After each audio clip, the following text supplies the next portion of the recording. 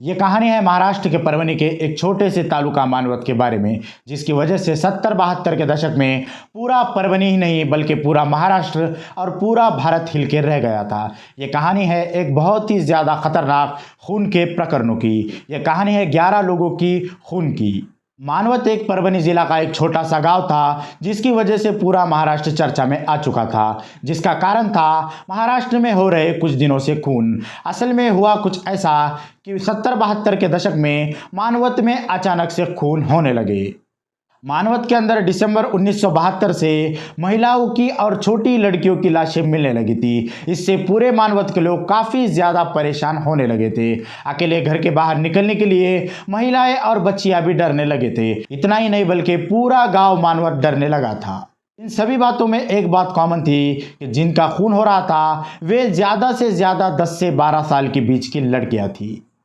और उससे भी ख़ास बात एक सामने आई थी कि सभी लड़कियों का खून एक ही तरीके से हो रहा था।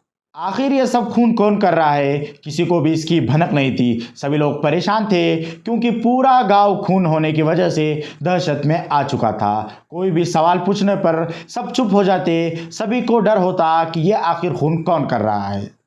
बार बार हो रहे खून की वजह से पूरे न्यूज़पेपर में मानवत का नाम ही चल रहा था। इतना ही नहीं बल्कि महाराष्ट्र के होम मिनिस्टर ने भी इसमें दिलचस्पी बता दी कि उनके लिए भी ये चैलेंजिंग हो चुका था। तो महाराष्ट्र के होम मिनिस्टर ने मानवत के लिए एक स्पेशल टीम को मानवत में भेजने का फैसला किया और उसके बाद सीआईडी की एक विशेष टीम मानवत में इन सभी लाशों का पता लगाने के लिए और ये खून कौन कर रहा है इसका पता लगाने के लिए एंटर हो गई।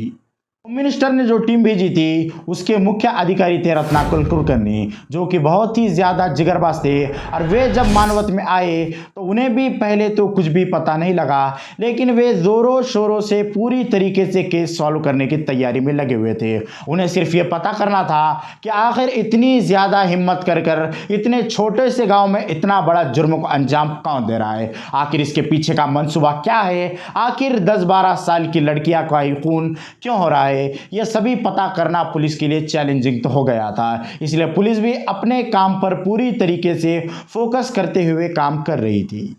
इन सभी खूनों में एक खास बात थी कि यह सभी खून रात के वक्त होते और इन सभी लाशों को पाया जाता गांव के बाहर, यानी कि मानवत के बाहर के एक छोटे से नालों में। लेकिन इन सभी बातों के बीच अचानक एक नया खून हो गया। लेकिन इस खून की एक बात खास थी कि यह खून असल में किसी लड़की का नहीं बल्कि एक 14 साल के लड़के का हुआ था। जब लड़के की लाश पुलिस वालों को मिली तो उन्हें धीरे धीरे सारे सबूत मिल गए। इतना ही नहीं बल्कि पुलिस ने अपनी पूरी अक्लमंदी से पूरे केस को सॉल्व कर दिया और इसके बाद पुलिस के सामने आ चुका था कि ये बहुत ही ज़्यादा बड़ा खून का खेल था। और इसके बाद पूरे महाराष्ट्र और भारत के सामने आ गया मानवत मर्डर, यानी कि मानवत खून खटला। इसके बाद पुलिस ने पूरी कहानी बताई कि आखिर मानवत खून खटला, मानवत मर्डर्स पूरे दुनिया के सामने कैसे आया, यानी कि मानवत मर्डर्स क्यों हुए। इसकी पूरी कहानी पुलिस ने अपने एफआईआर और अपनी पूरी बात में बता दी। पुलिस ने बताया कि असल में हुआ कुछ ऐसा।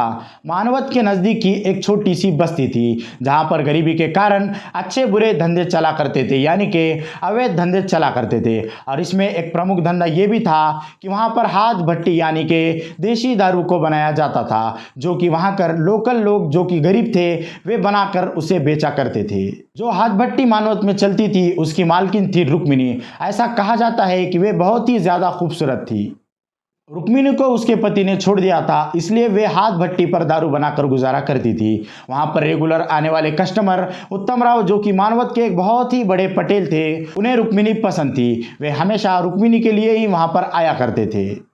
कुछ दिनों बाद उत्तम राव ने रुक्मिणी के साथ शादी कर ली और वे फिर गांव के बाहर एक मारवाड़ी का वाड़ा था वहां उसे रखने लगा। जब उत्तम राव ने रुक्मिणी को वहां रखा तो वे आसानी से वहां पर अपना देशी दारू का धंधा चलाने लगी और आसानी से वे अपना धंधा करने लगी। इसके बाद उसे किसी भी पुलिस के रेड का डर नहीं होता, क्योंकि उत्तम राव काफ़ी ज़्यादा बड़ा इंसान था, जो कि बहुत ही ज़्यादा पैसे वाला और प्रतिष्ठित इंसान था उस मानवत का।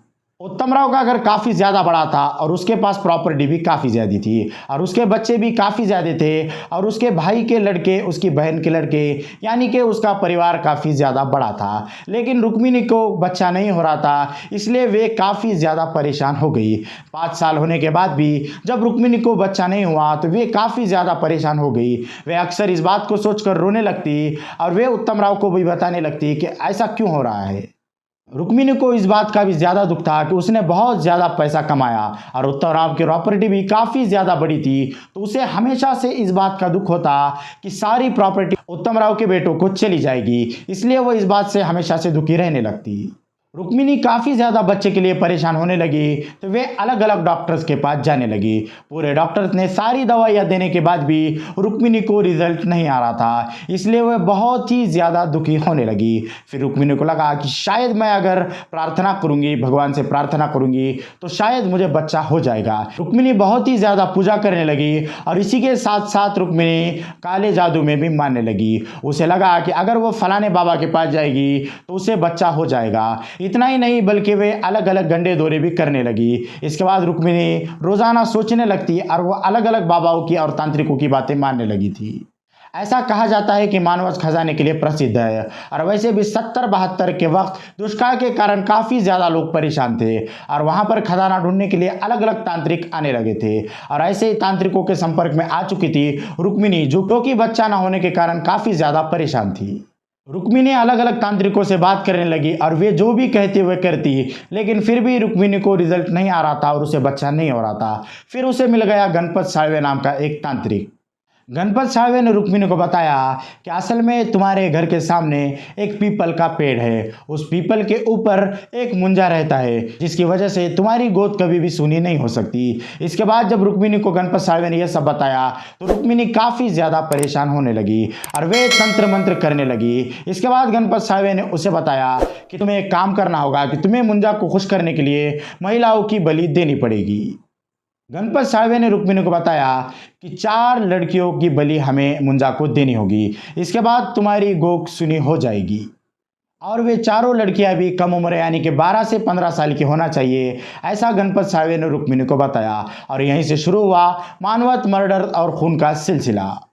रुक्मिणी ने उत्तमराव को बताया कि वे असल में तांत्रिक को मिल रही है खजाने के लिए, इसलिए उत्तमराव ने भी उसे अपनी सम्मति दे दी। लेकिन असल में उत्तमराव एक बेवड़ा था, इसलिए वे दारू पीकर अपने घर में ही सो जाया करता था। उत्तमराव के 2 विश्वासु आदमी शंकर और सोपान को रुक्मिणी ने अपने विश्वास में ले लिया।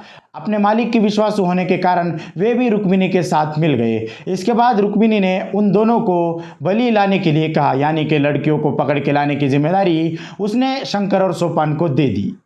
शंकर और सोपान रुक्मिणी का सुनकर लड़कियों को लाने लगे। वे लड़कियों को लाते, लड़कियों को मारते और लड़कियों के खून से मुंजा को अभिषेक डालने लगते, यानी कि वे उस पेड़ पर उन सभी का खून डालते और इसके बाद वे लाश को ठिकाने लगा देते। गयाबाई, सुगंधा, शकीला, ऐसे 3 बलि दिए हुए लड़कियों के नाम थे। एक के बाद एक तीनों लड़कियों को मारने के बाद भी कुछ रिजल्ट नहीं आ रहा था, तो रुक्मिणी और भी ज़्यादा क्रोधित हो गई और उसने शंकर और सोपान को कहा कि और एक लड़की को लेके आओ। इसके बाद सोपान और शंकर ने जाकर नसीमा नाम के एक लड़की को ढूंढा और उन्होंने उसका खून कर दिया और उसके खून से मुंजा को अभिषेक कर दिया। नसीमा नाम की लड़की की उम्र महज 10 साल थी, जिसे लाकर उसका खून कर दिया गया। इतना ही नहीं बल्कि उसका खून करने के बाद उसकी गर्दन को काटकर उस पेड़ के ऊपर मुंजा को भोग के रूप में लगा दिया गया। इतनी ज़्यादा निर्गुणता से हत्या रुक्मिणी और उसके साथी करने लगे थे। इतना सब करने के बाद भी रिजल्ट नहीं आ रहा था, यानी कि रुक्मिणी की गोद अभी भी सूनी नहीं हो रही थी, तो रुक्मिणी काफ़ी ज़्यादा गुस्से में क्रोधित होने लगी थी। इतना ही नहीं बल्कि इसके बाद जेल में से छूटा हुआ तुकिया, जो कि रुक्मिणी का भाई था, वो भी आ गया और वो भी रुक्मिणी के साथ इस खतरनाक खेल में शामिल हो गया और इसके बाद उन्होंने और भी ज़्यादा क्रूरता के काम करने लगे।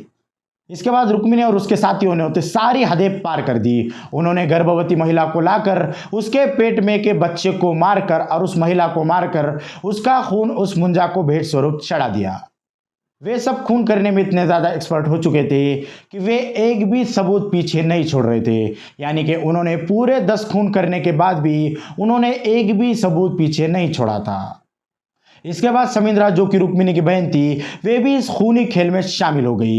ये सभी लोग जब 10वां खून कर रहे थे तो उन्हें कोंडीमा नाम के एक लड़के ने देखा है, ऐसा रुक्मिणी को शक हुआ था। इसके बाद रुक्मिणी ने उसकी बहन समिंद्रा को इसकी जिम्मेदारी दे दी कि वे कोंडीबा को मार दे। इसके बाद समिंद्रा ने भी जिम्मेदारी लेते हुए कोंडीबा को मार दिया, लेकिन समिंद्रा ने गलती कर दी और पीछे सबूत छोड़ दिए। जब कोंडीबा को मारने के सभी सीआईडी को मिल गए तो उन्होंने पूरा केस सॉल्व कर दिया और धीरे धीरे पूरा मानवत मर्डर्स का खटला सबके सामने आने लगा। जब रुक्मिणी को यह बात पता चल गई कि अब उनकी सारा खेल खुला गिरने वाला है तो वे देवदर्शन के नाम पर चंद्रपुर को चली गई। पुलिस ने उसे चंद्रपुर से पकड़कर वापस ले आए। पुलिस ने रुक्मिणी और उत्तम राव से सारी बात जान ली। यह सब होने के बाद रुक्मिणी की पूरी टीम को पुलिस ने पकड़ लिया। इसके बाद उन्हें जेल में डाल दिया गया। इन सब में उनके एक साथीदार को फांसी की सजा भी हो गई। रुक्मिणी और उत्तम राव को भी पहले फांसी की सजा हुई, लेकिन उन्होंने सुप्रीम कोर्ट में अपील करने के बाद उन दोनों को निर्दोष छोड़ दिया गया, क्योंकि वे असल में खुद खून नहीं कर रहे थे। उन्होंने सोपान और शंकर के हाथ से खून करवाए थे। इसके बाद आगे चलकर रुक्मिणी को कीर्ति नाम की एक लड़की हुई। तो इतना ज़्यादा खतरनाक था मानवरत मर्डर्स की कहानी। वो इंसान औलाद की चाह में, बच्चे की चाह में किस हद तक जा सकता है, हमने ये स्टोरी आज के विशेष कहानी में देखी। वैसे दोस्तों, आपको क्या लगता है कि क्या काला जादू बहुत ही ज़्यादा पॉपुलर फेमस हो रहा है और लोग क्या अंधविश्वास के ओर बढ़ रहे हैं? आपकी अपनी राय कमेंट सेक्शन में ज़रूर बताएं। और वीडियो अच्छा लगे हो तो वीडियो को लाइक करो, चैनल को सब्सक्राइब करो और ऐसे ही नए नए वीडियोज़ के लिए चैनल का बेल आइकन दबाना ना भूलें। जय हिंद, जय भारत।